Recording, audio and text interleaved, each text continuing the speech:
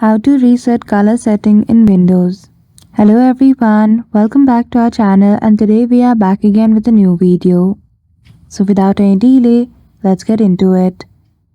For that, firstly you need to open Settings application.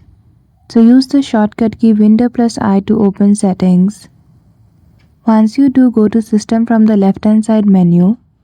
Then after, go to Display at the top. Once you head toward Display Settings, scroll all the way down to go to Advanced Display. There go to Display Adapter Properties. Once you click on it, you will see this prompt. From there, go to Color Management. Click on Color Management again. Now from this, you simply need to head toward Advanced.